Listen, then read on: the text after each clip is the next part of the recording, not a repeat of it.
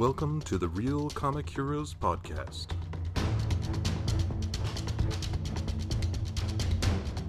Your adventure into the world of comic book movies starts here. Greetings, citizens, and welcome to another adventure of the Real Comic Heroes podcast. My name's Travis. And I'm Patrick. And we are done with 1994. So that means we are moving on to 95's Ghost in the Shell. Welcome to the Real Comics Heroes podcast. Your adventure to the world of comic book movies starts here. And greetings, citizens, and welcome to Real Comics Heroes podcast, the only podcast that covers comic book movies one movie at a time. I'm your host, Dave Pallas, and my guests are the hosts of Real Comic Heroes podcast, Travis and Pat. Welcome to the show, guys. What the hell's happening? Guys, glad to have you here. Great couple of guests of the hosts. So today we are talking about the 1994, technically based on a comic book movie, Richie Rich, starring Macaulay Culkin. What the hell? Oh, dear God. And since it's a comic book movie and it includes a rich character and his butler, I brought in a mystery guest.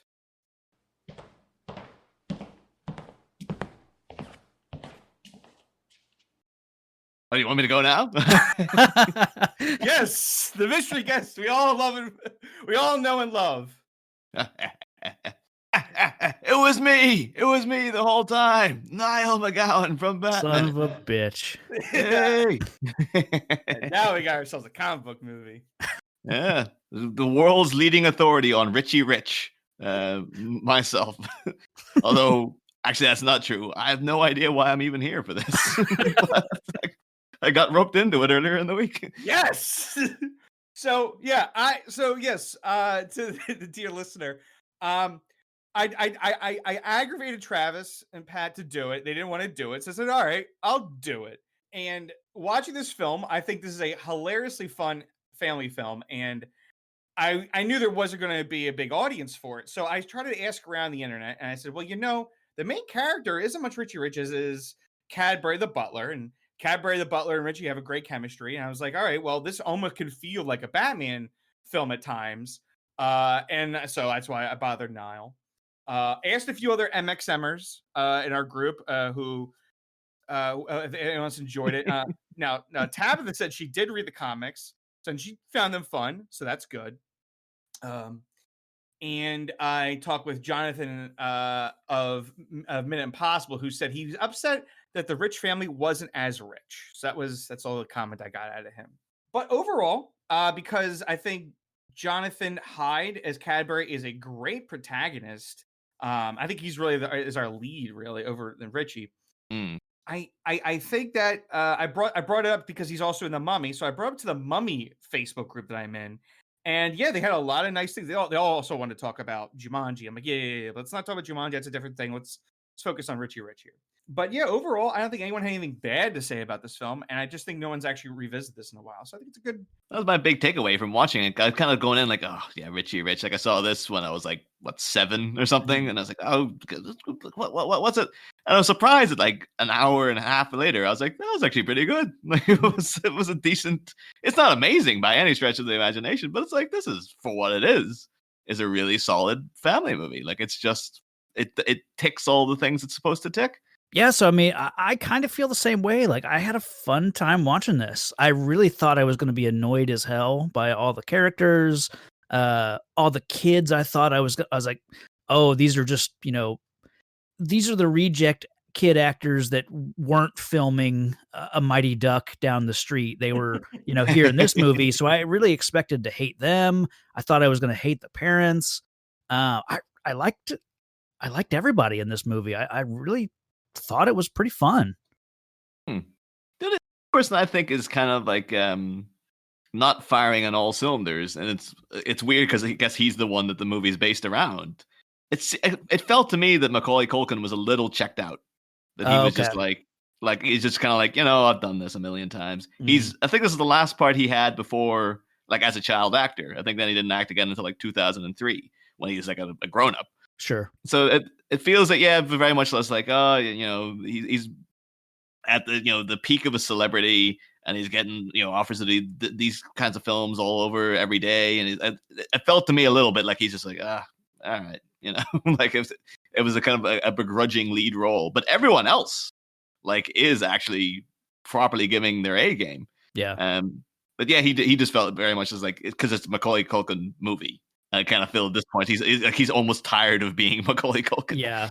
I kind of feel like they wrote the character about 2 years younger, and I would guess he's 14, but at one point the mom says like he's 12 years old, and I thought there's no way he's 12 years old. His voice is getting deeper already. Like he's turning into a little teenager. I don't. Yeah, I kind of get what you mean. I just think he's getting too old for this, but he's the biggest kid star at the time, and I think they just thought, well, we can still get him in here because of that name recognition. There's a lot of things like in the trailer Dave sent to me. Like there's a whole lot of little, particularly throughout the whole movie as well, like 90s cultural touchstones. Like that trailer makes sure to throw in the Claudia Schiffer cameo, as if like tricking people into thinking, oh, Claudia Schiffer must be like a big part of this movie. Nope. You've seen her entire role in that trailer. And even then, it's just like the way Richie Rich reacts to her. It's kind of like, is this appropriate for a kid to be that? That like, was weird. Yeah. And that horn dog for Claudia Schiffer. It's like, just a little bit uncomfortable. Yeah, he's 14. It's like, if anything, that's like the first time he's ever like, women, huh? Yeah. I imagine like maybe 14-year-old Macaulay Culkin might have been like, oh yeah, but it's just for a kid's movie, like an innocent kid movie. It's like, don't go down this path, man. Don't do it. There were a few moments like that. The between Cadbury and Diane, and they embrace each other real quick, and she's like, do I feel? I forget how she said it, but basically making an innuendo about, do you have a boner right now? So just kind of weird moments like that. But everything about Diane to me was just like, we couldn't get Rosie O'Donnell to have got this woman. It was really I like that actress a lot, because she is just a very character actor. She is the TV Rosie O'Donnell. Yeah, she's your discount Rosie O'Donnell. But I like her in several. I forgot about that actress, and she was all over the place in the early 90s. I think she might have been on Home Improvement. But what's it called? Mariangela Pino, whatever her name is. I don't think it shouldn't strike me as been very familiar, but apparently she was in Millennium, which I did watch. So it's like, well, maybe I haven't seen it in like 20. Oh, she's in one episode of Millennium. Maybe that's the problem. Yeah, there you go. But yeah, there's a couple of like just moments in it though that are and it's gonna happen, I guess, with every kids movie. Like I was even watching the Mitchells versus the Machines last night, and this is like, oh yeah, because it's very current, but there's cultural references in it that are like, this is gonna date like milk though. And I think what you get like in the opening few scenes, you get like, oh, wait till Geraldo gets a hold of this. You're like, yeah, it's the 90s. And it's like I was complaining to Dave too, like off mic. At the end, they have the parents singing a song to unlock the vault. And it's like an old-timey like show song. And then John Larroquette's like, oh, thank you, Beavis and Butthead. And it's like, one, that's such a dated reference now. And two, Beavis and Butthead have nothing to do with anything like that. Like, that's not even slightly evocative of those characters. But it's just the screenwriters going like, oh, the kids like Beavis and Butthead, right? So, yeah, just throw it in there. Like, it doesn't matter what they actually do or what they actually sound like or anything. The context. Yeah, it's more about just, pumping it with 90s content. This is right in that time where comic book movies were just being optioned. And I'm trying to think, was it 2 years ago? I think it was Dick Tracy. And then we have that flood of like, Phantom and Shadow. Everyone's just trying to get like old comics. Can we revive them as films? And it's all coming off the cultural juggernaut of Batman '89 at that point. Pretty much, that resurgence. And I really think the stealer of the show is Jonathan Hyde's Cadbury, and I think that's why watching it again now as an adult, I'm looking for the Cadbury stuff, and I'm going, wow, like he was the real. Yeah, you're right, because you're right. I don't think Macaulay Culkin really brought a lot to this movie, and you're right. Going by his biography, we're right at the end there because his last two films. So he's featured in Black and White with Michael Jackson, and that's not really a role. He's just like, on the stoop being, I'm Macaulay Culkin. He has a little Pete and Frasier, but Page Master, which is not great because it's an animated movie, and so he's only featured into it like maybe 2 or 3 minutes of the entire film. The rest of it he's animated, which kind of stinks. Getting Even with Dad, which I know is like it's a real Razzie of a family film. It's like I watch it, but it's literally just them going like, well, Colin McCulkin's popular, Ted Danson's popular. Can we force them to make a movie together? It's just like it's the same thing with I mean, it felt like the same thing with Jonathan Taylor Thomas and Chevy Chase in Man of the House. Which is like two comedy juggernauts. Can we force them together into a movie? Like, just like forcing it on families, being like, you're gonna like these actors that are famous.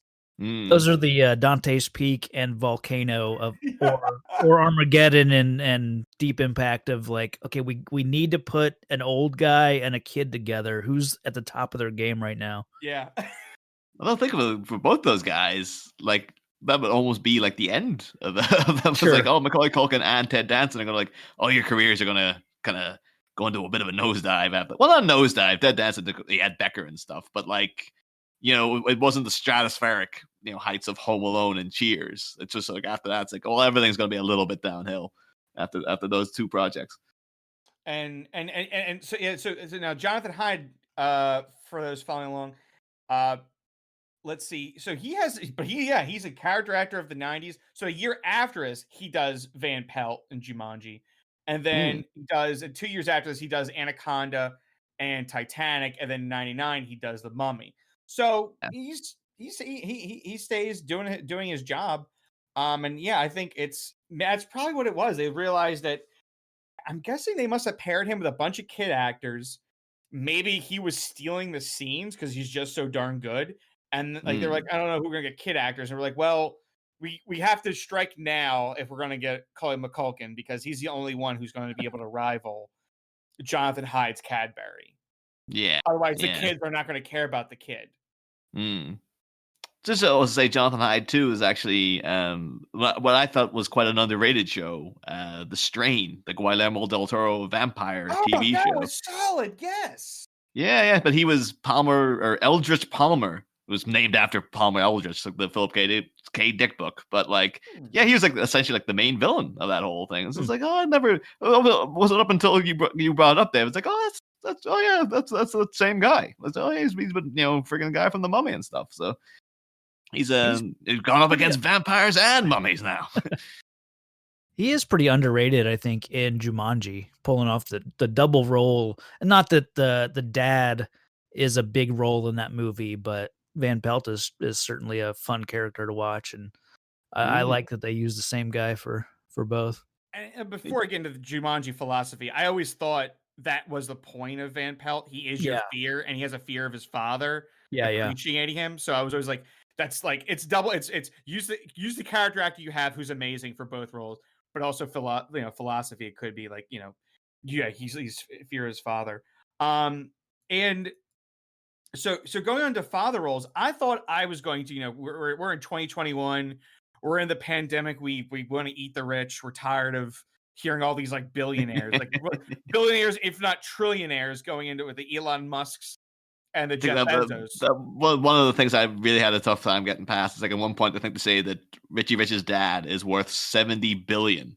Yeah. And at one point then they're like, oh no, they gave $1 billion away to charity. And it's like, that's $69 billion too much he still got though. Like there's no cause for anyone to be a billionaire. Like, you could cut out so much of that wealth, goddammit. But, so it did stick in my craw a little bit. But at the same time, they are portrayed as been very giving people and stuff. So very friendly to the general public. So I was like, well, all right, I'll give you that. But it is coming at this point in the 90s though, where you had a couple of these movies of like, excess wealth and been able to go and splurge and do whatever you want. Like you had Blank Check, Yep. Even like Home Alone 2 is kind of like, oh yeah, Kevin McAllister just allowed to run rampant in New York and this luxury suite he's in and stuff like that. And I thought it was just a cultural thing at that point of like the, post Cold War, mid 90s, everything's going great for everybody kind of mindset.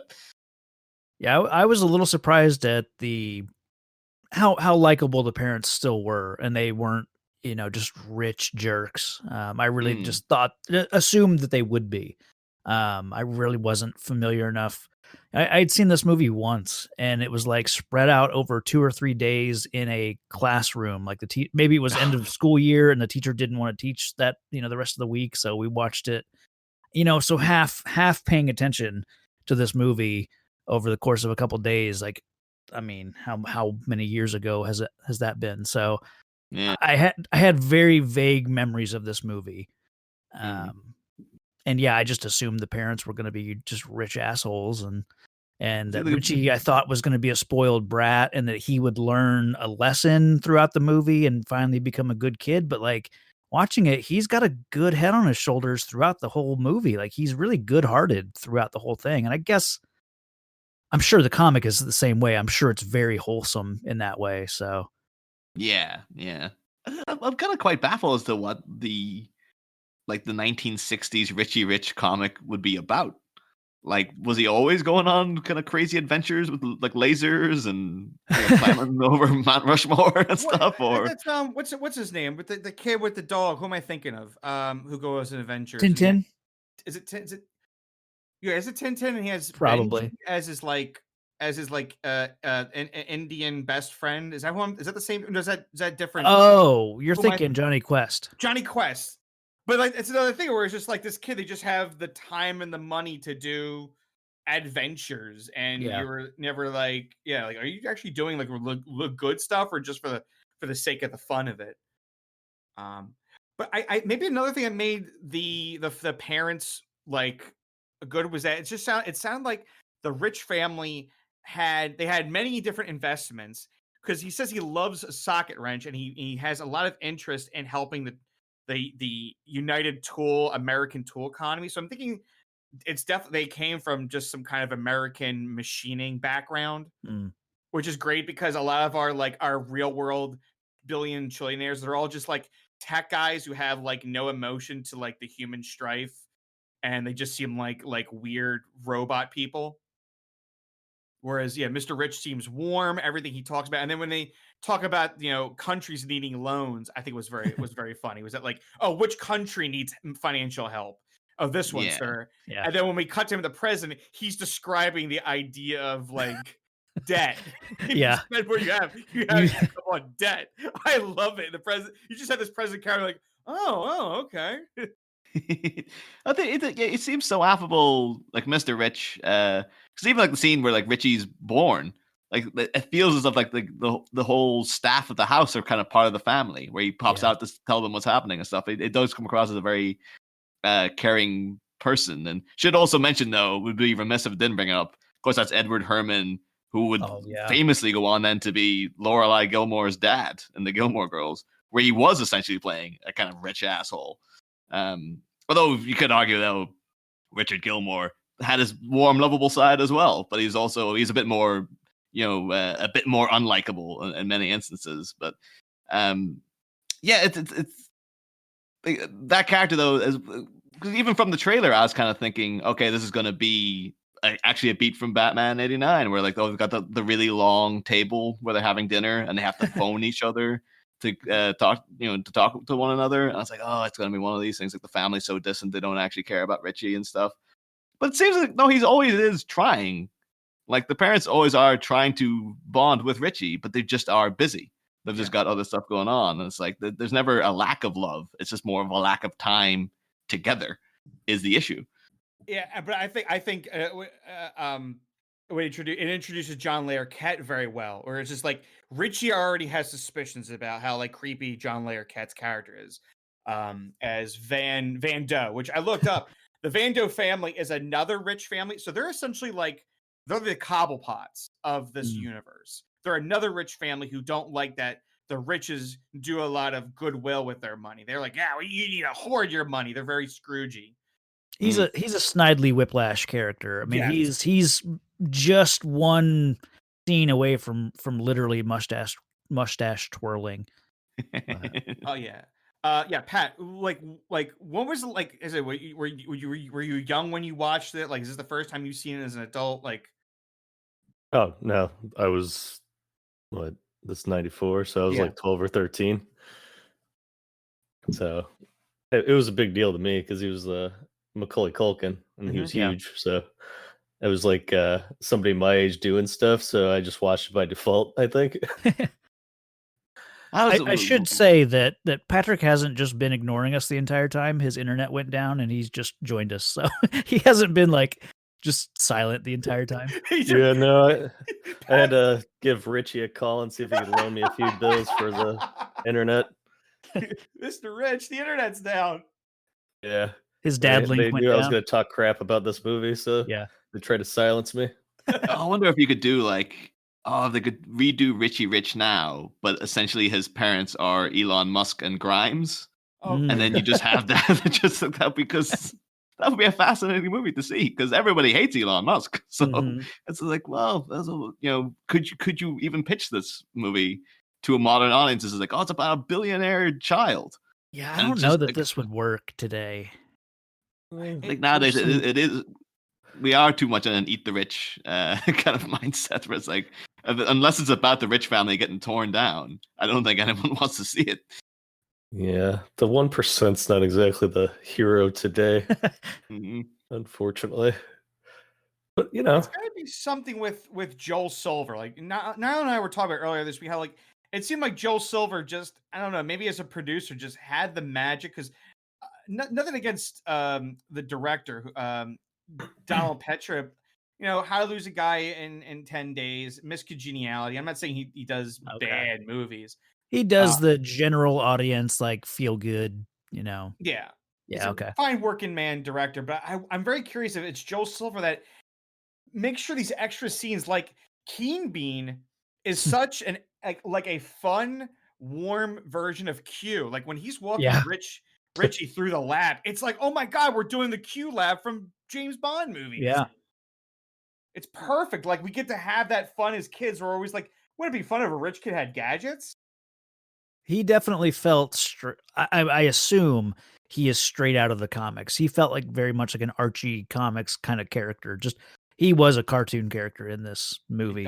It does say there is a Keen Bean. So yeah, Okay. it's perfect excuse to have a wacky super scientist. And I want to spend a minute talking about the molecular machine. How in universe that's pretty like amazing. We're gonna take trash and we're gonna molecularly break it down into like something else. Like that would be great if we could break down trash and turn it into like I-beams. How that would that would just improve the construction of Americans like infrastructure so well. Oh, we It'd took be- all of our trash and turned it into steel bridges. Yeah. It'd be kind of like if you could power a 3D printer with trash, you know, just somehow you turn recyclables into something you could, you know, make stuff with. Yeah, like we have that, to yeah. hope it doesn't like put straight on the grid where they're just like they keep talking about NFTs and then you realize the power that NFTs like are almost like a month's housing electric bill is what like houses to power an NFT. You go, oh, okay, so it has no great economy help because it takes so much electricity and server space to host said image. So no, it will like this like the economy will not be helped by an NFT. Great, thank you. Another waste of space. One of the things I was just really, I know it's entirely just for plot contrivance. It's like, oh yeah, it's weird that Keen Bean's laboratory is just in the Richie Rich household. Like it's Yeah, not like like, in oh the no, he's in a lab basement, yeah. downtown. It's like, no, he's in like the basement of the house. It's like, isn't that really, really dangerous to have like all this machinery and all like guys doing crazy experiments in your home? Like, A molecular accelerator under a family house? What's the problem with that? well, I mean, they have a death ray to sculpt a mountain of themselves. So yeah, that's true. I do like the I thought for 1994 this little what do they call the Robo Bee oh yeah, little effect like for a I mean clearly it's a CGI little model that's flying around and you don't get much of it. It's in like 2 scenes, but I thought it looked really good. Oh, I think Warner Brothers did a pretty good CGI budget on this one. Yeah. Yeah, I mean, Jurassic Park was all right, but Yeah, this bee is yeah, this be's Top-notch. next level. I was slightly troubled by that scene though. In like, okay, so Keen Bean allows Richie, like he encourages him to take the bee out for a ride, and then like through no fault of his own, Cadbury ends up slapping it, and then Keen Bean takes it out on Richie Rich, and it's like, well, it's not his fault. The two of you were standing there. You could have shouted over, "Don't forget hit the bee," Yeah. but you both just stood there, and then Richie's getting his ass kicked, presumably, by.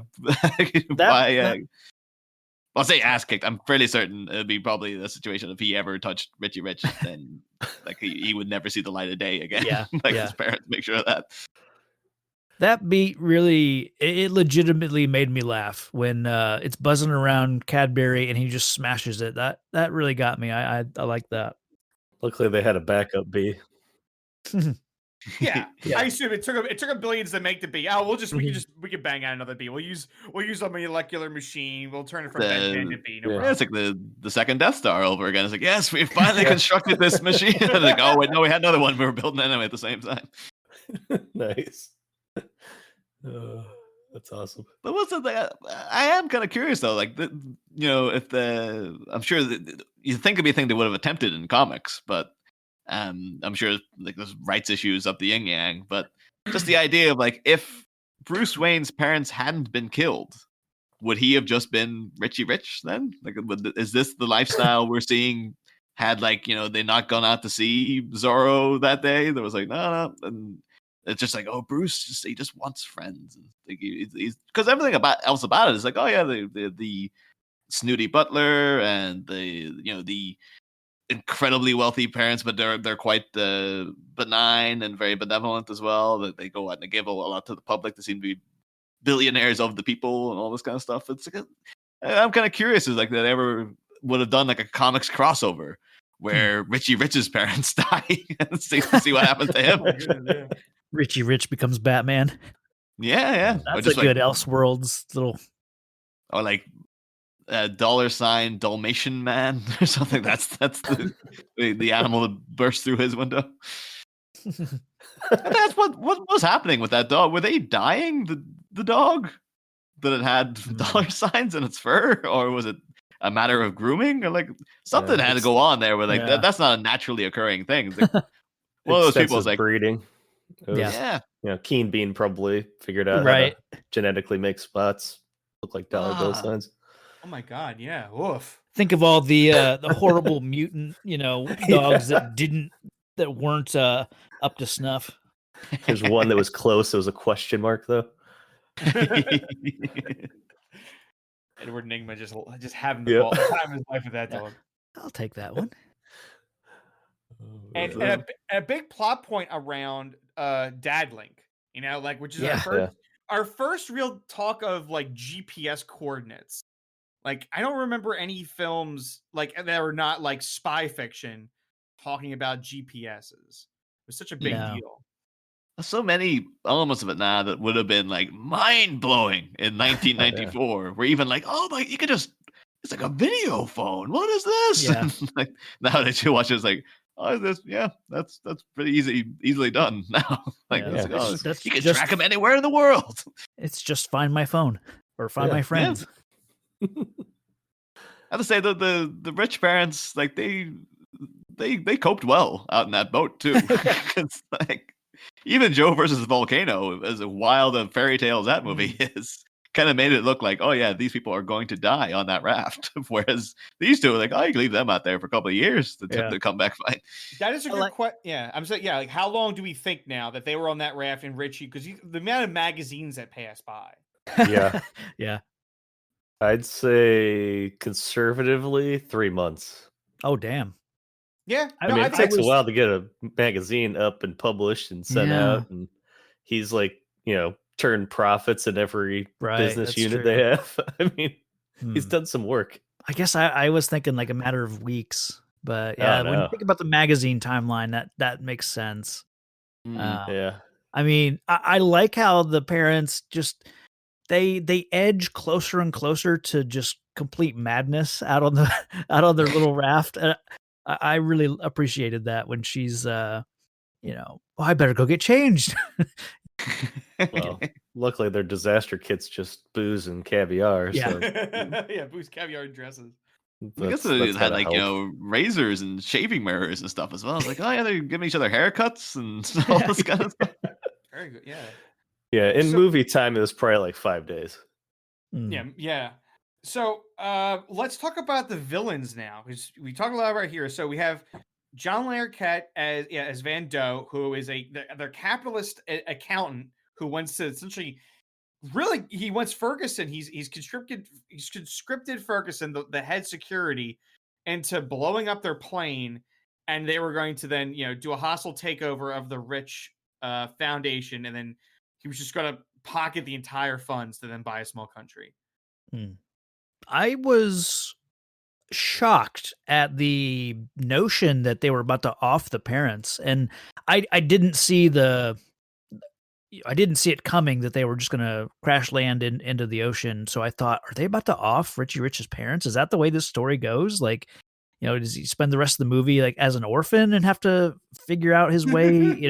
I really didn't know. So I thought, man, this is crazy. But of course, seeing him like intercept the bomb essentially and toss it out and cause the plane crash was made a lot of sense, of course, in a kid's smell movie, master. Yeah. That's one of the devices where it's like, oh, that's still a thing they haven't cracked. But it's like, oh, maybe within 20 years, we will have a smell master as well. Something that can identify things by smell.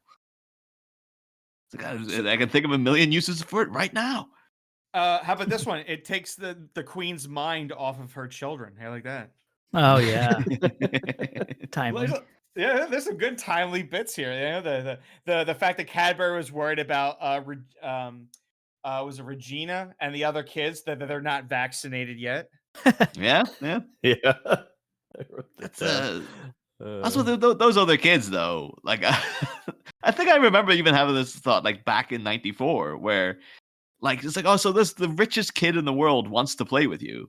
And their initial thing is to tell him to go to go screw himself, basically. It's like, yeah, don't you see the like potential Mighty here? Ducks? Yeah, like with I guess so. Banks or whatever, Cake Eater, I think they call. Yep. Even though he's like the best hockey player ever on the Pee-wees, but just because he's rich, nobody likes you is essentially the message we get through movies, I guess. These kids they're not thinking outside the box. Like eventually, what ends up happening with them is it's like, oh, you go to his house, he has everything. It's amazing. It's like, of course. What do you think he's just gonna?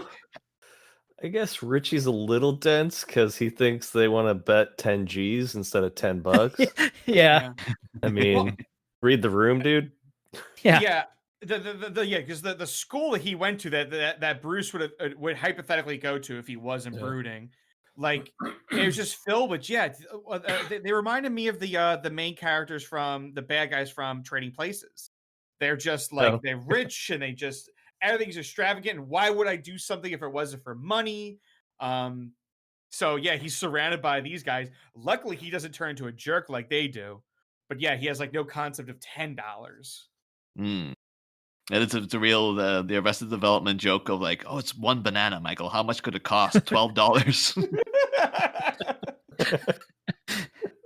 I really expected there to be more about the like Cadbury having to pay them $100 maybe to come play with him for the day. Like I thought that was going to be maybe something that went on a little longer and actually be like the big. I think it's the same. I was messaging Dave while I was watching it, and at one point I was like, I bet you. Oh, at the end he's going to find out that like there'll be the third act or the end of the second act, fallout where Richie finds out that they were paid to hang out with him, and they won't talk for a while, and then they'll have to get back together. And then it was like, but by the time I had sent that message, it's like, oh no, he knows, and they kind of got past it already. Like, this is shockingly well taken care of. Of like, yep, we just got it out of the way and just resolved it very, very easily. I think what's great about that is it makes Regina like a good person through and through. Like she doesn't care about Rich's money. Like apparently her character is very indifferent to Richie's money, going by the Wikipedia post on that character. So I'm glad that she's like the leader of the kids, and she's like, no, we're gonna see you as a person, not as a person to take money from. And also we need Cadbury with Richie immediately because it's soon after that they get word the planes crashed. Yeah. So like right after, like it's like a 1-2 Like punch because Richie Richie finds out like, oh, these kids didn't really want to play with me, and then he finds out his parents are killed. So, but Regina's like, well, we were happy. That's what I like. She makes a point like, no, we're gonna take the money. Like we're actually happy. Like we'll totally hang out more. Yeah. And go try out their McDonald's. I wish I wrote it down. All the words that Cadbury said of their lunch. It was going to be essentially like a big plate of shellfish, big like chocolate ball pastry things, and one was like roast chicken. So it was essentially just like a little bit of every type of just like a seafood dish, a poultry dish, and then the bomb surprise is just like a bowling ball. It's supposed to be it's a French thing where it's like a giant bomb looking thing of a pastry, and like it's supposed to be a bunch of chocolate and cream in there.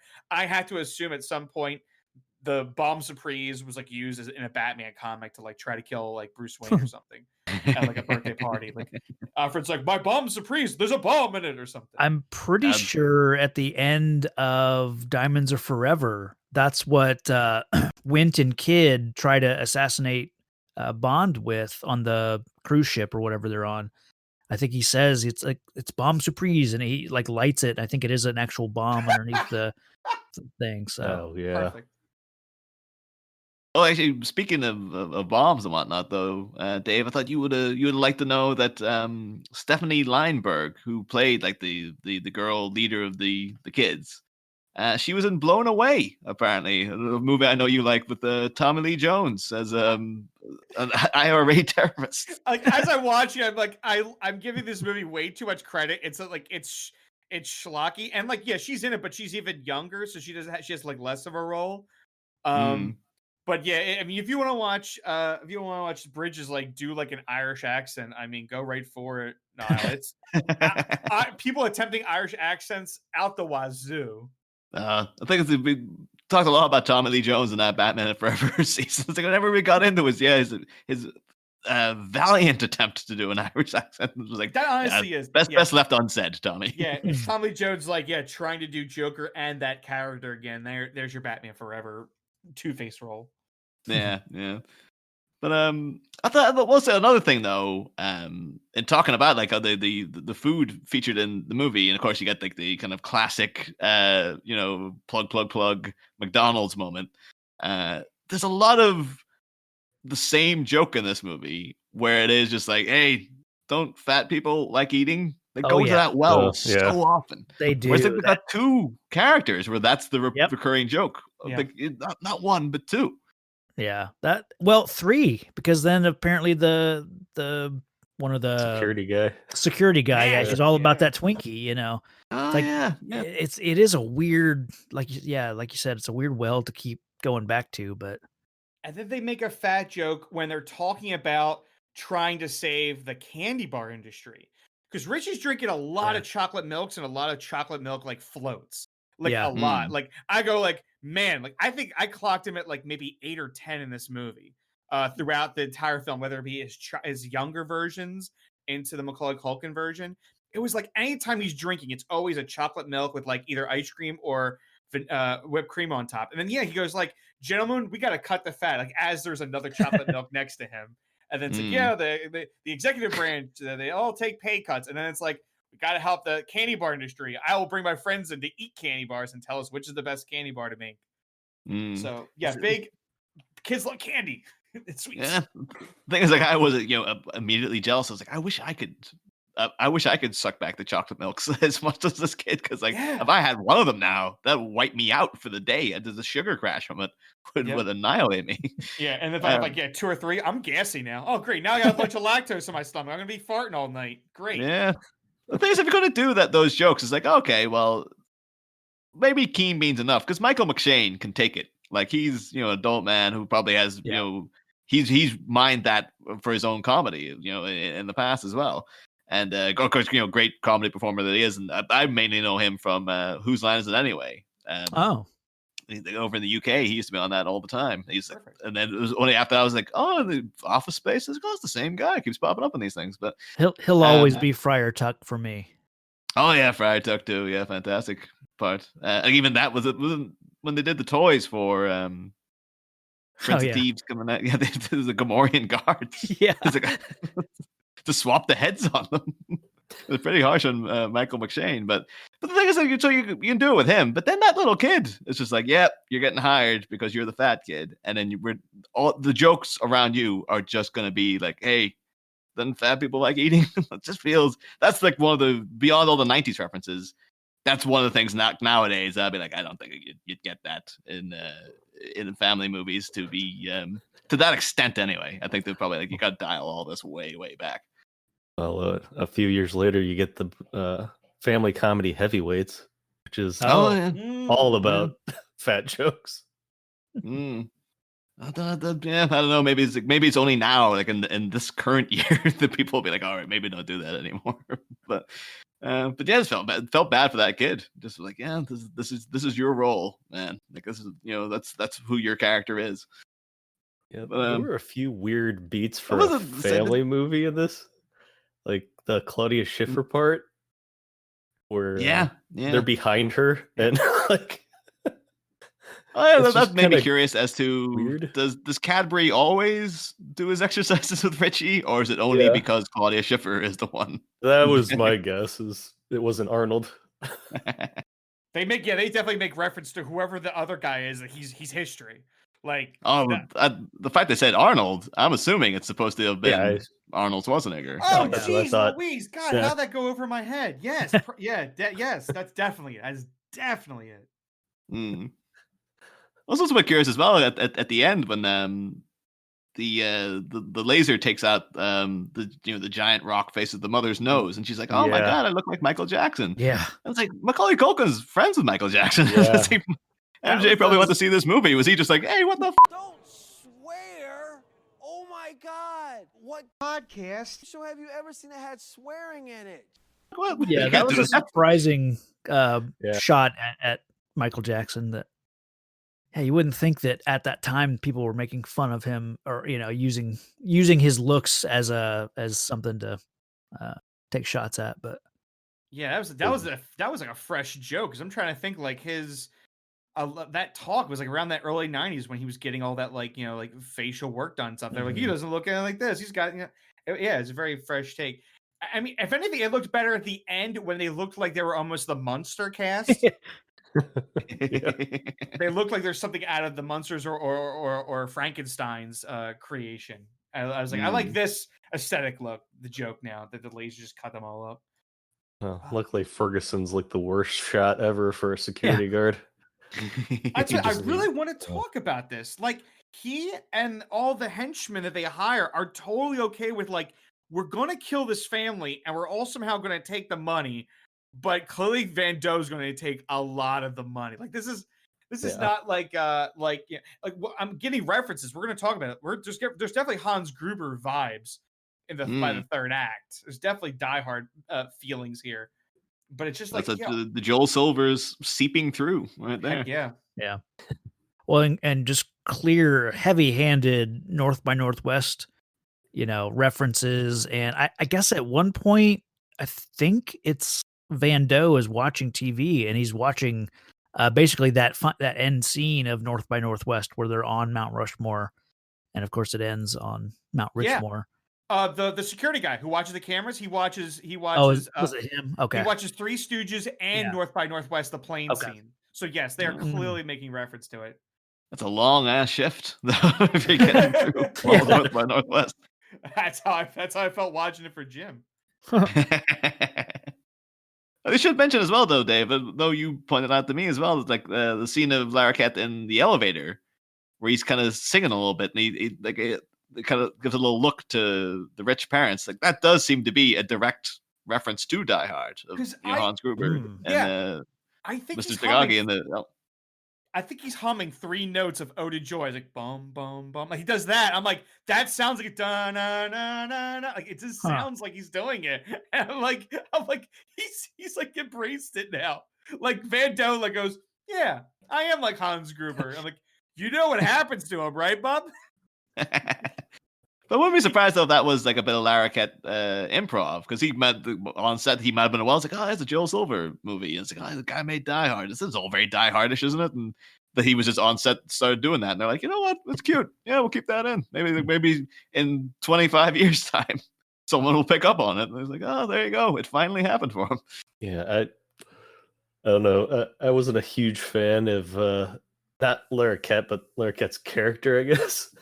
It's just like the most cartoonish, like whatchamacallit, when he was bringing the bottle of champagne into Mr. Rich's office before anyone knew he died. Yeah. Oh, And actually really enjoyed that though. Bit heavy-handed. It's just so weird. I'm like, man, okay, we're just going cartoony here, because in reality, that's a horrible call. I think it was when you had dropped off the call, and I compared him to a Snidely Whiplash type, you know, very, very over the top villain. Yeah. I always think of him as the dude from Night Court. Of course, the lawyer, sleazy, womanizing guy. So it's hard for me to even take him serious in this. He's just so typecast in my memory as that Night Court character that it doesn't help. But yeah, I just couldn't get on board with him in this movie, like throughout, like sure, or why the henchmen followed him. Like that is my biggest gripe. It's just like, oh my god, like they're all complicit in like. I mean, some of these security guards are just like, all right, fine, we'll have machine guns on the grounds and we'll protect the family. But at the same time, like Ferguson is completely like he's gonna. Yeah, you're right. By the way, Travis is right. Larroquette's watching North by Northwest. The goons and the security guard is watching Three Stooges, and that's right as Nash is going to get catapulted a manure bag. That was one massive question. Where did all of those sacks of manure come from? Well, the kid is like, this is what we had. Like, this is all we could get. It's like, yeah, you just have that. I think here's my take, is because when Larroquette takes over, when Vando takes over the manor, they say they fire they frame Cadbury for the murder, and then they fire because they say, oh, we don't know who the killer is. He might have had accomplices. We're gonna fire the entire staff. So that and I guess Keen Beans, like for some reason, is still there. I wondered about that. Yeah, that was that felt like not a plot hole, but something that, why is this guy just still in the basement? But I guess I could buy that he's like the Milton. They just kind of put him in the basement and forgot about him, So they did with Lucius, they got rid of all the things, and then Lucius is in the basement, R&D, and then he just sits there. Oh yeah. So at the end, leaving, and Keen Bean's like, I have to go back. He's just going back for his red sleeper. That's all he wants. Is that they got the sleeper out of there. I assume there was a scene that was cut where he got lost in the walk-in fridge because he was hungry. Oh, of course. And nobody found him. So that's my guess. I also probably is like no one probably goes into the basement. They're just like, they only know the grounds. Like, Van Doe and the guys, they've never been into the basement. Then they realize like, Keen Beans still nosing about, and then he hears them with his spy recorder. Because it's fairly busy when we get the tour. Yeah, yeah. At the very least, I thought that one guy that was stuck to the wall would still be there. His hair that was a creepy part. Yeah. If they put a skeleton there, I'd be very like, oh my god, they just let him die. Oh my god, the skeleton as well. Like, oh, how long's he been there? Like, yeah, Keen Bean just poured that toothpaste stuff on him and just dissolved him. Oh god! Oh no! Oh. That's how the rich family stays rich. Is like no one's around to question anything they do. but anytime something goes wrong, the basement stays in the basement. Yeah, dude, the lab next to his hams and his sandwiches were just like bottles that have biohazard on it. I'm like, is that the rabbit's foot? Like, what is all this stuff? That would have been great though. If that was the explanation of like when they try to fire Keen Bean, and then someone just tells Larroquette, whatever happens in the basement stays in the basement. He never lives there. That man he can never be allowed out into the world. Otherwise, he's seen things. He has so much information about horribly unethical things going on underneath the rich grounds. Best just keep him there. Yeah, I like his gadget to hear through who knows how many floors of building. Sure. Yeah. I'm just wondering what the purpose of that was. Was Rich Senior just like, well, we can smell stuff, now I want to hear stuff, and he's just eventually working his way to X-ray goggles or something? Seems to be a lot of it is just like we've got, the guy's got 70 billion to spend. I think it must just be like, just see if he can make it, just just for the hell of it. It's just like whims. Let's do stuff. Yeah. It's like the science. See if you can make a table out of soup or something. Like, let's go ahead. You gotta go. That just reminded me when you see the X-ray glasses. I'm like, wait, I do remember seeing the X-ray glasses. That's from If Looks Could Kill in 1991 with Richard Greco, where they think he's James Bond pretty much. He's a kid. He's a high school kid. Goes on a field trip to England. They think he's James Bond, so they take him to Q Labs and they put the glasses on, and he like tries to look at the one hot assistant, but she's behind like the lead case, so he can't see her. So I was like, I remember a bit, but it's not this movie clearly. Do they actually think he's the actual James Bond, or are you been like facetious into like, oh, did they mistake him for a spy? Yes, the joke. If it's ever on TV for free and you literally for some reason nothing else to do, watch it, but don't put too much time and investment in it. It's literally just if you want to make fun of like just dumb James Bond stuff. Gabrielle Anwar's in it. I know a lot of people. We all like her from and the main character's name is Michael. So if you like her saying Michael like you did from Burn Notice, that's here in this movie. Michael. But he's a student. There's like a code name or something, and of course, like a good classic Shakespeare comedy, there's a mix-up of names. They think he's got the code name. Maybe it's a luggage thing. I'm not sure, but anyway, it's a what if a high school kid became James Bond? And we just threw all the gadgets, and it's a dumb movie. It's coming out in '91. Don't get too excited. I'm just letting you know. That sounds to me like James Bond Jr. though. That was my weird. I saw James Bond Jr. before I saw any James Bond movie. So I had this weird backwards like engineering of just like every time I watch a James Bond movie, it's like, oh, that guy's like IQ from the show. And it's like, no, that's just Q. He's the original guy. It's like, I'm like, oh, Spectre. It's like, oh, they're ripping off Scum, right? It's like, no, Spectre came first. I did not know there was a James Bond Jr. Yeah. Which is like it's like video games. Like I remember I see like a Blockbuster. It was like the Nintendo game. I was like, even I'm not interested in this. Eek. I think even James Bond Jr. is like his American nephew. So it's like, how are you a junior? Yeah. That's the thing. I remember the opening theme is like, oh, he learned the game from his Uncle James. And now he's heir to the name James Bond. It's like, good Lord. Maybe they named him after the uncle or something, but it did seem very much as well. So like the America going, we need to get in this James Bond action. Let's just make him American instead of him being like the gentleman English spy. And I was like, no, he's an American man now. Wow. There's one beat in this movie that felt very insensitive to Richie, and it's when like right after his parents are presumed dead, and I think is her name Gloria? What's the kid, the leader of the... Yes. Yeah, Gloria, yes. Gloria, okay. She's talking to Richie, and they get word that the United Tools is going to be shut down or something, and she's like seeing what Richie can do to stop it.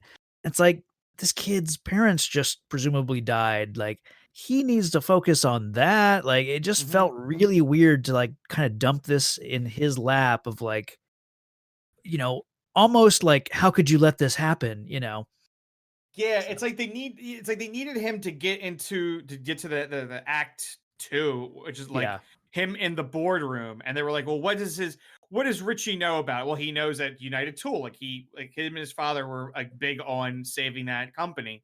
So, but it comes like, it's just like, oh, like I was kind of lied to about the kids, but they're okay, but the $100, but they didn't take it, and they like me as a friend. My parents are dead. The United Tools becoming bankrupt again, like just like and then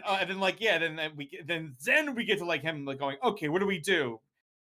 Cadbury, we're going to the office. Yeah, which is it's a fun montage of him going to work, and becoming the leader of this company. I like the workaround that they give as far as he owns 51% of the shares, and because Cadbury is his guardian, he technically can make decisions, and he's then transferring that power back to Richie. So it's a fun workaround for why this kid is allowed to run this company for weeks or months or however long.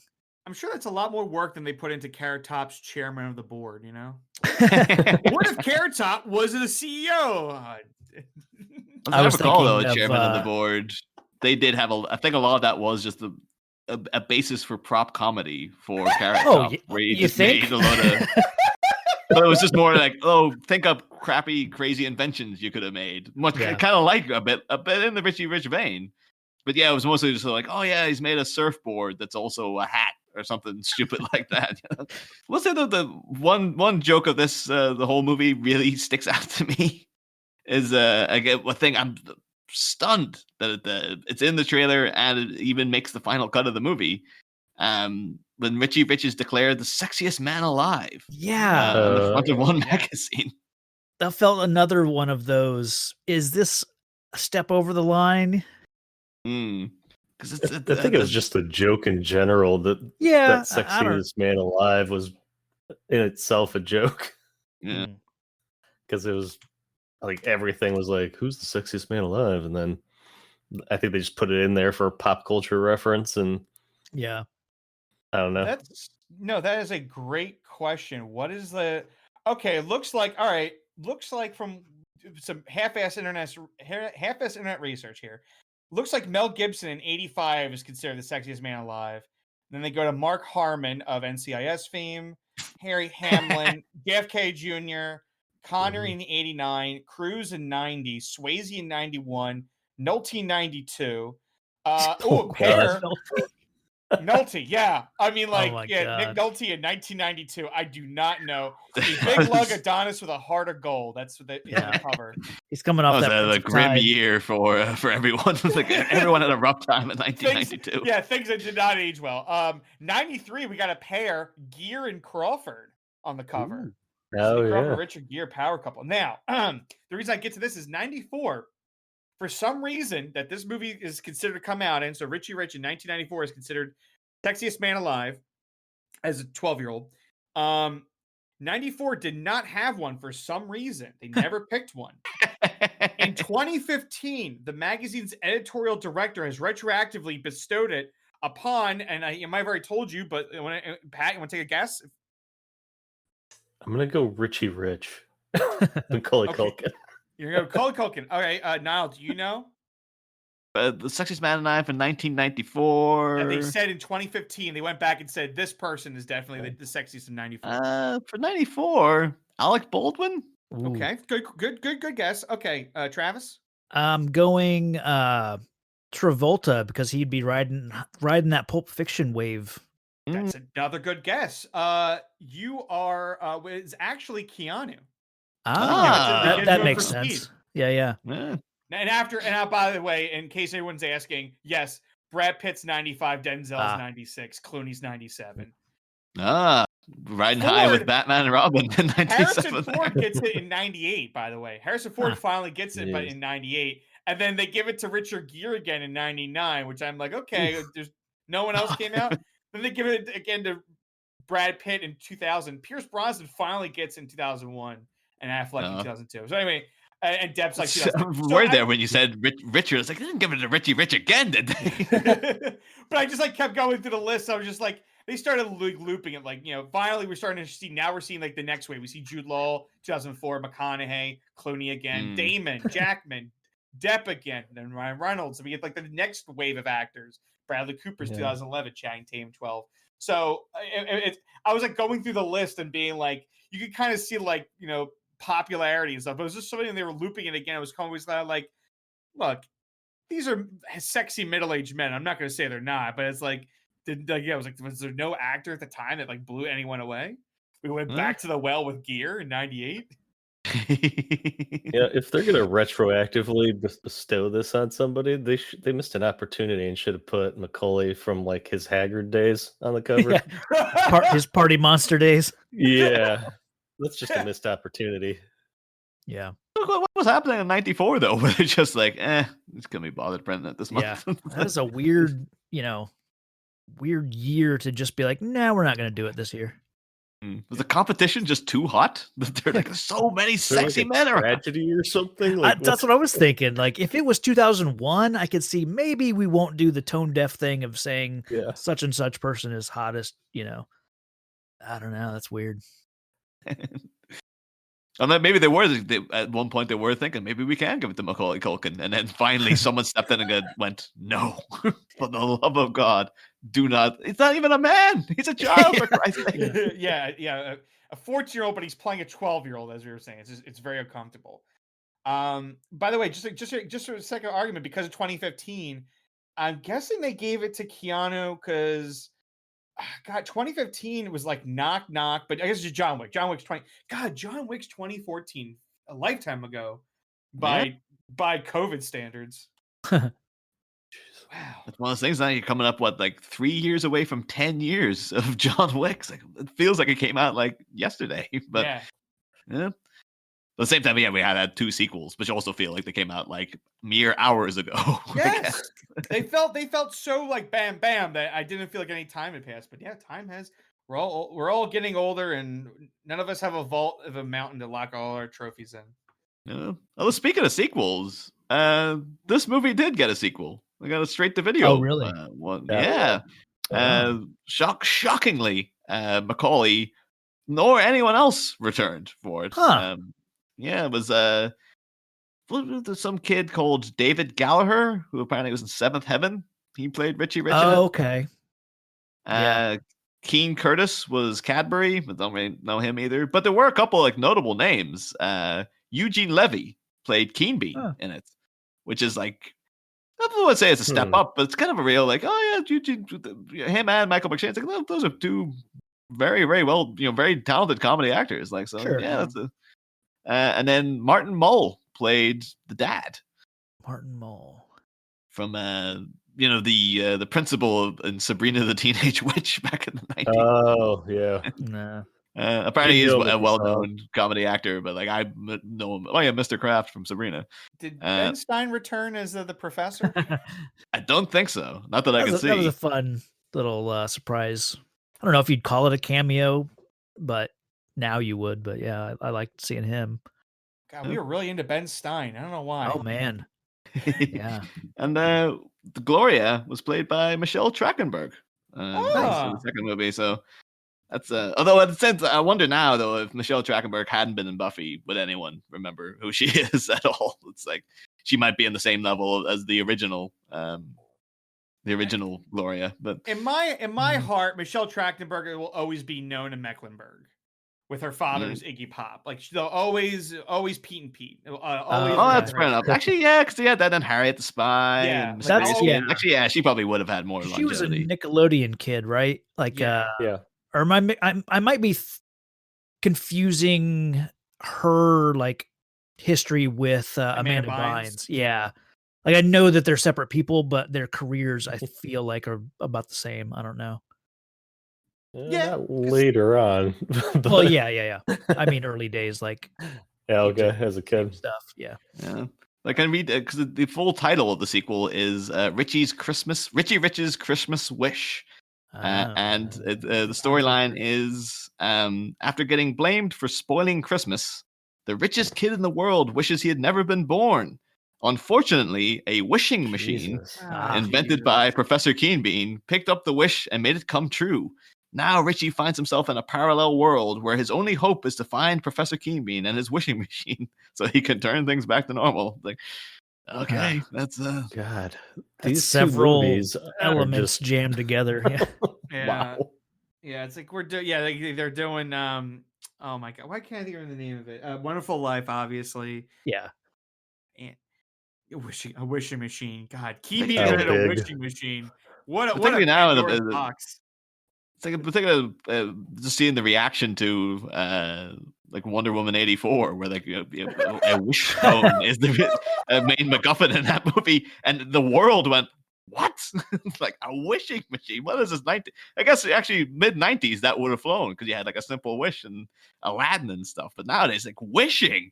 Oh come on, that's just pulling a plot out of your ass. But yeah, sadly there was no more, no one more notable in Richie Rich's Christmas Witch. Not Christmas Witch, although that would be in itself a great movie. But yeah, they did do a Netflix TV show, which I didn't watch, but very poorly reviewed. And I believe the plotline of that is that Richie Rich was like a normal kid who came into wealth. Like he was just like he was your average Joe, and now he's super wealthy. That's which just is blank check. Yeah. Yeah, that is blank check. And also just like I can imagine the hardcore Richie Rich fans out there. I'm sure there's somebody out there, flying the flag for this dude. We're probably like, that is not the character. That is not the story I'm here to see. So when you mentioned the plot of the sequel, where basically Richie Rich wants to kill himself, it made me realize, because I was trying to explain to my daughter the plot of this movie, and she was like, okay, so the plot is somebody's trying to kill his parents. They don't get to, but they kidnap them, force them to get into the vault, and try to kill the whole family. And her question was, how is this a kid's movie? And I was like, I mean, she's touche. Yeah. It is. It's very some heavy topics. I mean, Nash points the gun. He cocks the machine gun, and he's got him on. I got him. So it is. It's very heavy topics, and like he says, no one will be harmed. Immediately cut to Ferguson putting them all in the molecular scrambler. Like he's going to turn them into bedpans and bowling balls. Like it's creepy. Like they're looking down the barrel of a molecular transformation. Coming like 8 years after the Goldblum fly as well. It's like, you don't want to see people getting their molecules messed up, man. That would have been the crossover from hell right there. Literally, so are bowling balls and bedpans just the default? Like that's all they talk about. Bowling balls, it's just it's our basic items. But I mean, God, it looks like you can type anything in there. But he chooses bedpan. It says a lot about Keen Bean. Well, he says, "I know I can use one." Yeah. He types bedpan in, and then a bowling ball comes out, and then afterwards at the end, like a bedpan shows up. So he eventually gets bedpan. He eventually gets the bedpan he wants. I mean, we can all agree Keen Bean lives in that basement, right? Oh, 100%. Yeah. Now it makes more sense. Yeah. Now that we're like, you're right. He's not at the rich offices. He clocks in, or whatever it is, in the basement. Then I know you sent as well, Dave, like that sketch of someone did on YouTube of like, who's the people having to work in the Richie Rich McDonald's in the house, and this is like 99% of the day there's nobody there, but like they do have a joke of Keen Bean going past with a tray full of stuff. Yeah. It's like, imagine like that's he lives in that house. That's probably the only place he goes to for food. He could have been that he was like a man of Arnold Schwarzenegger-esque physique when he was hired by this company, and now he's stuck down in that basement. So it's just like, this is all I got going, man. I got nothing else. He started out. He's like, I'll just have one Big Mac. Yeah, and cut to like 7 years later, he's carrying a tray full of. We find out he's though, he probably the guy who sauce or whatever. yeah. Oh, that's the crack they make. Yeah, he's analyzing the secret sauce. But I mean, that McDonald's has to do good for lunch breaks. I mean, there's probably like a couple hundred people working there. I do I like that they showed Keen Bean there, and maybe one or two other staff members were in there. So it does make sense that it is like where staff goes for lunch. It's not just, the 3 family members that, are the only customers. Knowing what we know now about McDonald's and like the whole, like they're actually like it's a land thing of real estate, because that's like they own the land that the franchise is on, all that like stuff that we watched the founder. So I was like trying to figure out like, how does McDonald's deal with their own private property of somebody, like of a manor, and the supply chain, and the fact that it's not going to be as profitable as the average McDonald's. So it makes a loss, but I'm guessing like the rich family just pays whatever, a certain flat fee every month to make up for it. Oh my God. Now I'm picturing the paper boy quits his job and then starts delivering McDonald's supplies to the rich family. Oh yeah, they got to give that paper boy like an ATV or something. That's not fair at all. I know. That was a good gag, especially because it came right after Larroquette says like, 37 miles of driveway and you park in the puddle, and then the next scene basically is the kid, so you assume he rides his bike that far. That's great. Get him a pneumatic tube at the start of the driveway. Toss it in there. I think it could have been just like, at least say to the security, it's like, can I just leave it with you, please? It's like, you could read it first and then give like, no, Mr. Rich wants it. He's the only person who gets to touch this newspaper. I like the idea that Mr. Rich calls the Chicago Tribune. Like, I would like a paper delivered. And they're like, yes, Mr. Rich. And they take the kid all right, you're going out there. And that's your only route because it's going to take you all morning to do it. Yeah, he does say he needs a new route, but what else could he possibly do after biking for 70 miles? That'd be great though if it's in the Richie Rich sequel where Richie Rich doesn't exist anymore. Like that kid's just the happiest kid on earth. I think in this universe that kid goes on to win the Tour de France because he's got years and years of training of building up those leg muscles. I'd be down with that. Yeah. So Lance Armstrong's origin story. Yeah. Yep. Nice. There were a couple of little moments in here I really kind of caught me by surprise. There's a shit, you get like one or two Van Doe saying shit. Basically during the Mount Rushmore, fight. I think he pulls his gun and he's about to shoot, I think maybe Richie, like right point blank in the face, and it's empty. And he's like, shit. And then I think another moment when he's falling, he says shit. So that surprised me because this is probably PG rated. PG rated, yeah. And we have to get that clear. We forgot to mention like the bulletproof spray. It's bulletproof, and he shoots Richie. Like he's like made a decision in front of his parents to shoot the kid. And like luckily, 3 times. And he's like, Richie says, we all think it's cool. Like, he's just like, all right, it works. Yeah, that's surprising to see. And I love right before that, I think, when they're in the vault and he's like, it's just crap. It's baby booties and whatnot. And then you can tell Van Doe is just at the end of his rope and he says, shoot them now. Oh, yeah. I love that. I want to know how he's paying these goons and what they're being like, we'll kill this family and somehow we'll take a cut of the money and the police will not get involved. Yeah. The fact that the Rich family went missing and we kidnapped them and probably didn't tell the Queen or anyone that we've kidnapped the Rich family in our, I'm guessing, Black Hawk helicopters. Because we never see but they clearly have a security team. Ferguson flies them out. Yeah. I assume there's a scene that's like Black Hawk Down where it's like the Ferguson's at the edge of the chopper and he's looking down through his shades. They're all looking up they're here, and he's like, That kind of makes me think. I was kind of confused with the plot of getting rid of everyone. Wouldn't the security team be the first suspicious group of people to get rid of? If I assume this is involved. A new, Oh, I think like not the original security team, right? They get rid of everybody and then they bring in their own. There. Well, but he's Van Doe's right hand man. Yeah. Yeah, there's no cops. It's just the security group. The only time cops show up is when they finally frame Cadbury for the murder.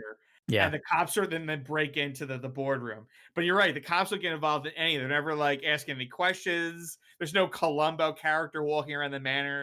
Mr. Van Doe, one more thing. That was one of my favorite sections, though, is Cadbury's incarceration. You see him in prison, and you think he's going to be getting harassed by the blatant psychotics that he's locked in the cell with. But he's just sitting playing cards with them and actually beating them at them as well. So I'm so sorry. And then when he gets out and he has to go on the old the Harley Davidson biker garb that's got on with the leather vest and the bandana and stuff. Yeah, I could have done with a lot less crotch work from him. Yeah, he did. He kept pulling at his crotch in his pants. That was the best way I could put it. I didn't know how else to put that. Just him walking around bow-legged. God, it's not comfy wearing these pants. I don't know if he's trying to say, he's just a lot more endowed than the previous gentleman. That's what I'm thinking. Yeah, he doesn't have as much room as his normal slacks would allow.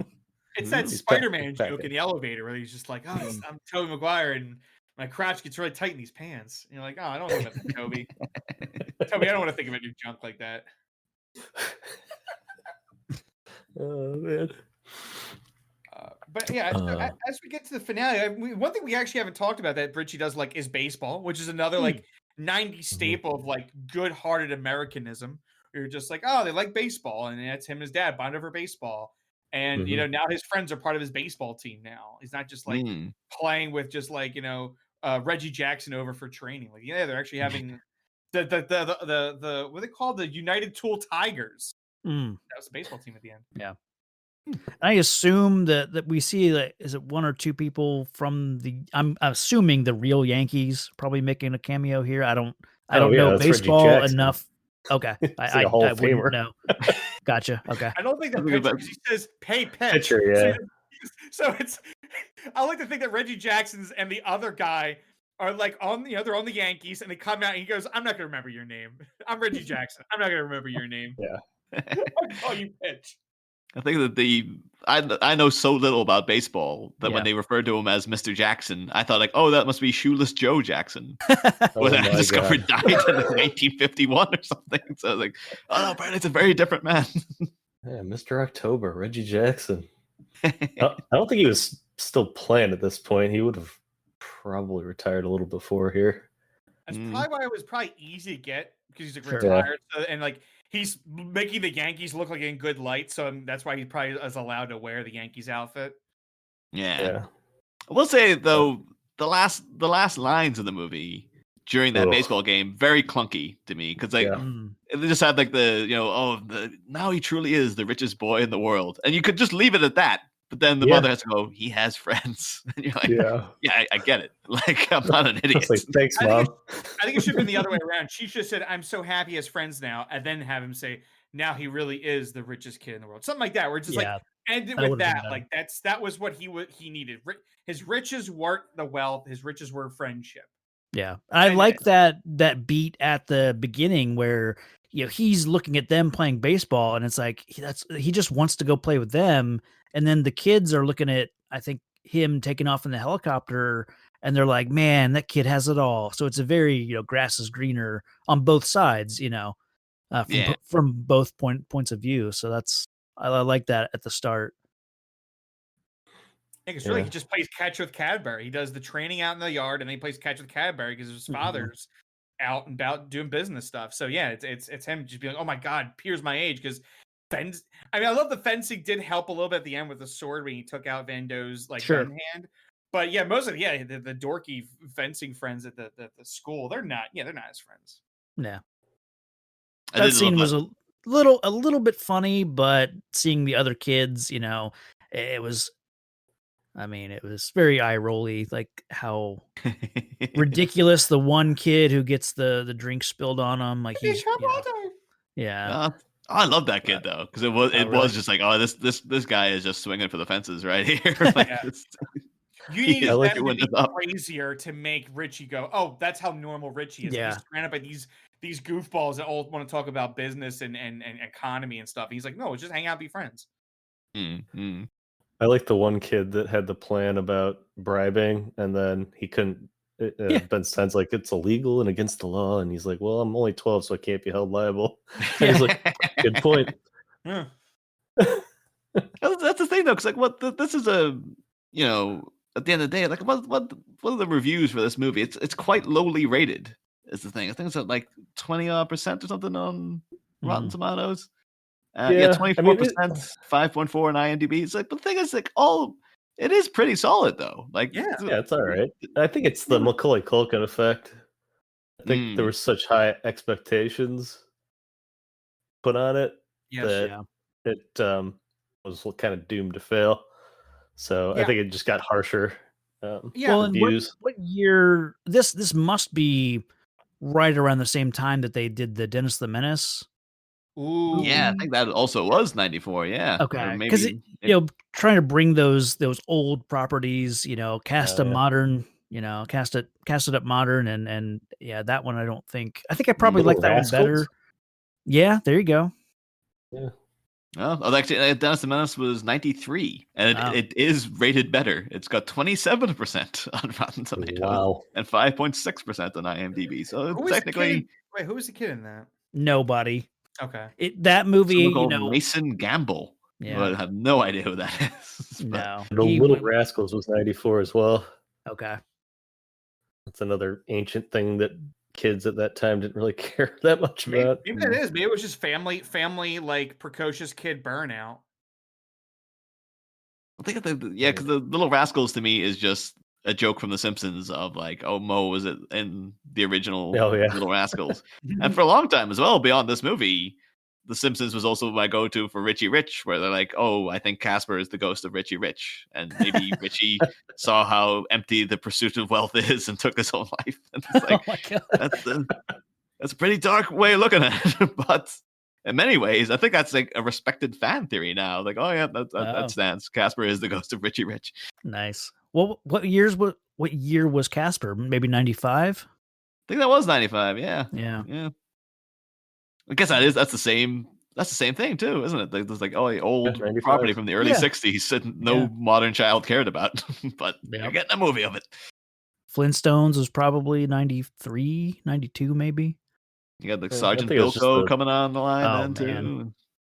Yeah, I think it was just the people in power at the studios were doing what their childhood favorites were or something. And that makes sense. I mean, that's I think that goes in waves, That's why everyone now is doing stuff from the 80s or, it's just, I think that's pretty normal wave.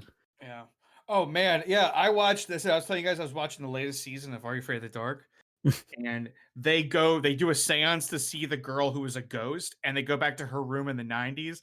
And all right, let's do another bet. What was she listening to on her Sony like tape player Walkman in the 90s? What song was she listening to that lets you know we're in the 90s? Isn't it ironic? Good guess. I'm thinking the Breakfast at Tiffany's, that song that was like huge on not bad. Yeah. Breakfast at Tiffany's by Deep Blue something. There you go. Yeah. Niall, your guess? I wanted to say like a Pearl Jam or Nirvana kind of thing, but it depends on the character because that's a young teenage girl in the 90s. She was listening to Ace of Base's The Sign. Yeah. Oh, early 90s. Okay. Yeah. Yeah. I saw it. I'm like, there it is. That's what the 90s is, baby. I did enjoy that though when we get into Gloria's house and you see Richie hanging out in her bedroom and there's just like the REM poster and stuff in the background. It's like, would a girl her age be listening to REM at this point? Was that not a bit? I don't know. I wasn't. She's cool and man, she's like cool in the 90s, like punk indie rock scene. God bless her. Yeah. I was wondering, like, Richie Rich gets into that stuff. Like, who are the bands that Richie's listening to? Because I think at one point they do mention about him going to like an opera or something. The Vienna Boys Choir. Oh yeah. That is, they never go into Richie's bedroom. Well, I guess they show him waking up. His alarm clock.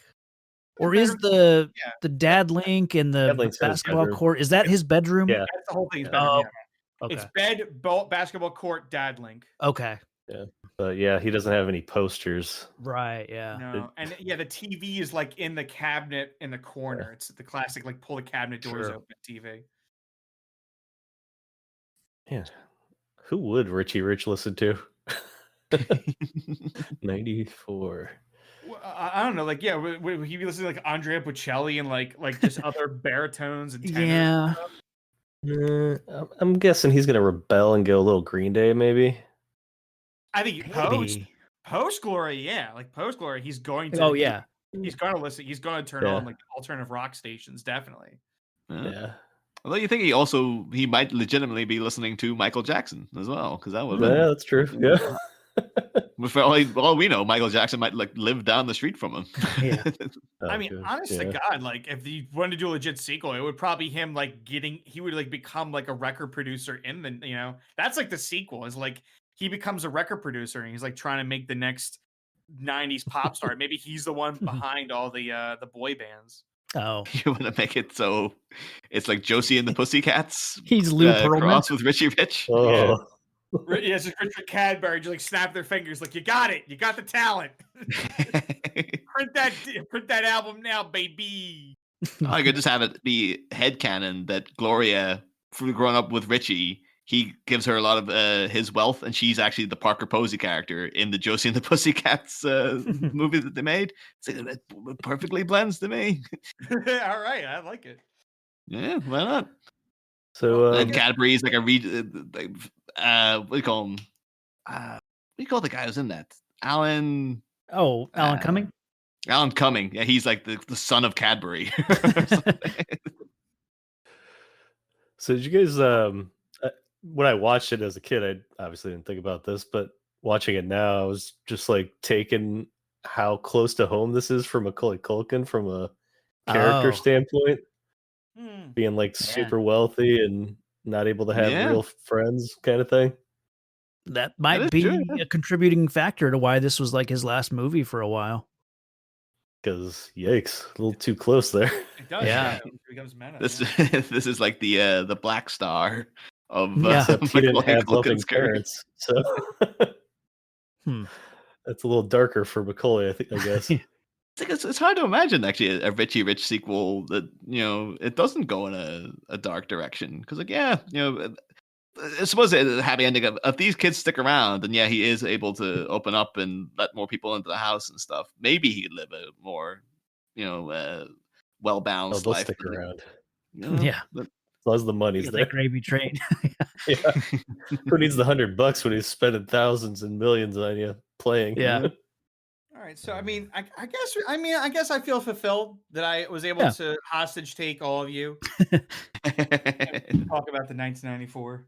Yeah, I guess I feel a lot better knowing like Macaulay Culkin's doing fine. Like they just announced like him and his wife are gonna have a kid. So I'm like, it doesn't. There's no like weird sour note to be like, oh, you know, then that child actor became insane or anything. It's like Sure. he's able to get through it. He's leveled out. Yeah. Yeah, he like if you go on to like in a couple of years ago, he was on a bunch of YouTubes like making fun of himself. He was on like Red Letter Media. He's on he was doing his own podcast for a while. Yeah, his own podcast. So I'm glad that he's in a good headspace and it's not like an Edward Furlong thing where we're like, is he okay? Yeah. You know? Yeah. So I guess as the host of the hosts, I'll start with Niall. Where can more people hear more of your crazy fan theories? Well, hang on. Let's rate this thing. Oh God, the rating! Yes, of course. The Real Comic Heroes rating board that we all know and love. Yeah. Well, Travis, you start us off. Yeah, I mean, so like I said at the start, I expected to be annoyed by everybody in this movie. I thought the kids were all going to be annoying. I thought Richie was going to be a spoiled brat. I thought I'd hate the parents because I thought they were going to be just rich assholes. But yeah, I mean, I was charmed by everybody. And Dave, like you said, Jonathan Hyde as Cadbury is really kind of the MVP of this movie. And I really enjoyed it throughout. Made me laugh a few times. It definitely made me cringe a few times. There was some stuff that was just really silly, but it's totally appropriate for this movie. And not having much history with the movie, like I said, I saw it once and barely watched it then. So I'm real middle of the road with this. So I'll give it it's a solid 2.5. It's out of a 5. It's out of 5. Out of 5, yeah. Yeah, then that's a solid down the middle. Yeah, okay. All right, Pat, go. Yeah, no, I mean I'm the same. It's not as bad as Rotten Tomatoes makes you think it is. It's, you know, a kid's movie, so grade it there as well. Even though it's about murder and whatnot. But yeah, I mean, I give it a slightly higher. I give it a 3 because I think it goes above there's a lot of crappy family kid movies. and I think it's a bit above average on that scale. And I just have my own bias from liking it as a kid, so I'm going 3. All right, Niall, tell us. I'm kind of torn between those two scores because I'm like, yeah, I can't really fault it that much. Like for what it is, it's just like, yeah, it sets out and achieves everything it's trying to do, and it is just a very solid kids movie. It's still a lot of the jokes still land, they're still funny. As I say, Macaulay Culkin seems checked out, but then everyone else is doing great in it. So I think I'll go 3 as well because it was a very painless watch. I was expecting it to be like, oh, this is going to be a bit of a trudge, but no, I genuinely enjoyed it as a film, and it's readily available now on I think HBO Max over there. It's on Netflix over here. So if people are curious, you have access to this thing very, very easily. So I say, yeah, it's a good like Saturday, Sunday afternoon kind of movie. Like something you don't have to be stringently paying attention to, but you can have on in the background. And it's a nice, it's got a nice background feel to it. So yeah, I'll go 3.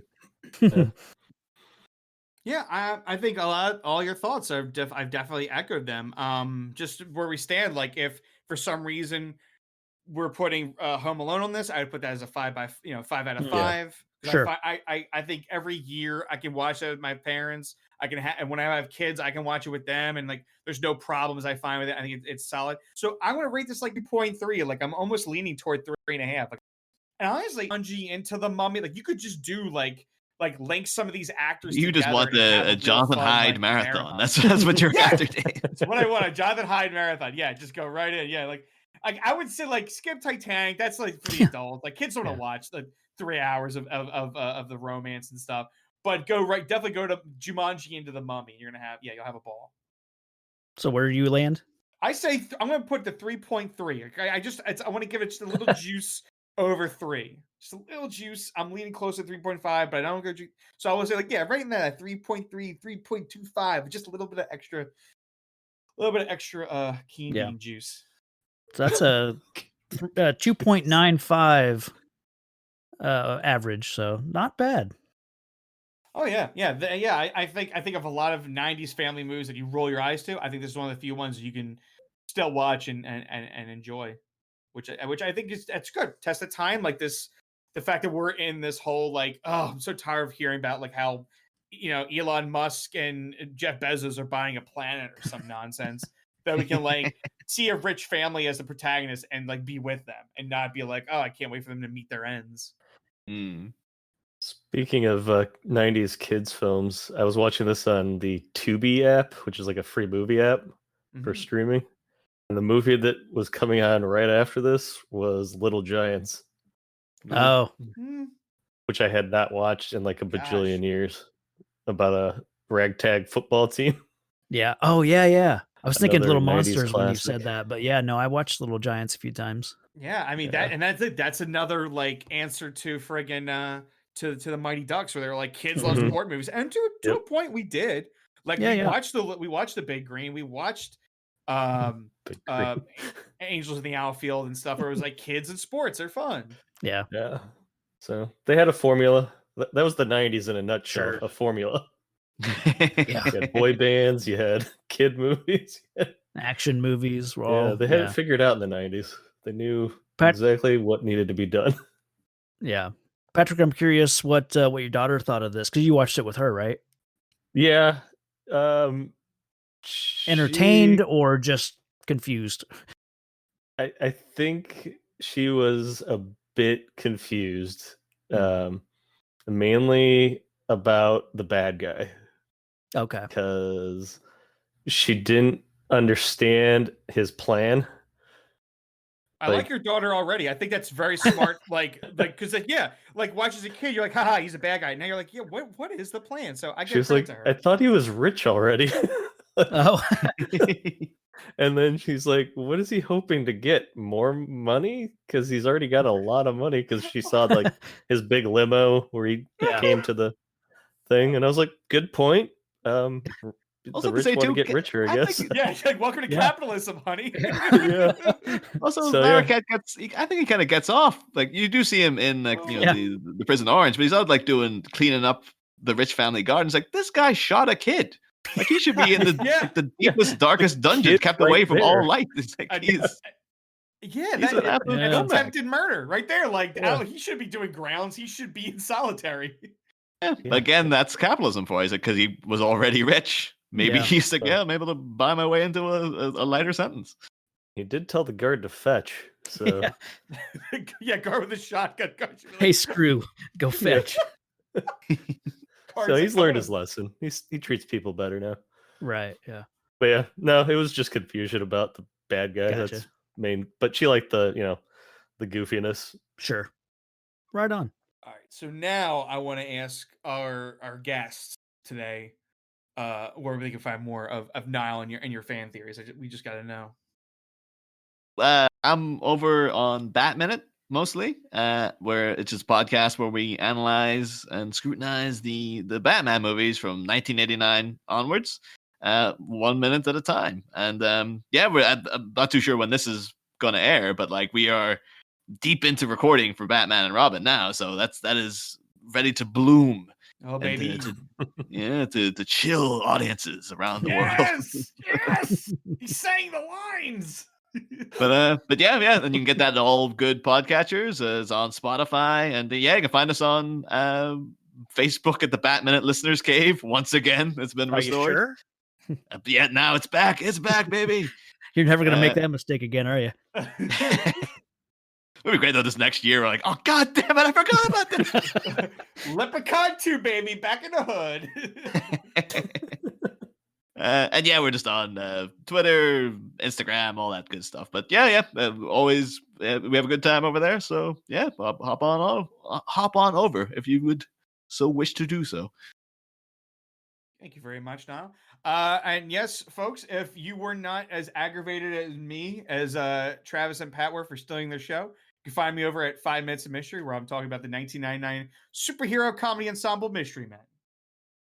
And I will turn it over to Travis to take us home. Well, I guess we will be back with Ghost in the Shell, get things back on track. Yeah. Before we were so rudely interrupted. I know, man. I Richie Rich. Let's I imagine can't like some believe I Ghost in just the Shell had- fans out there who are just like, God damn it, I can't wait another week. I'm just glad I had all these notes ready to go for Richie Rich. I mean, so we'll be back with Ghost in the Shell. I guess until then, stay safe out there, citizens. He really is the richest podcaster in the world. He has friends. Oh, wow. Thanks for listening to the podcast. Find the show on Facebook and Twitter at Real Comic Heroes. All music and audio are the property of their respective creators.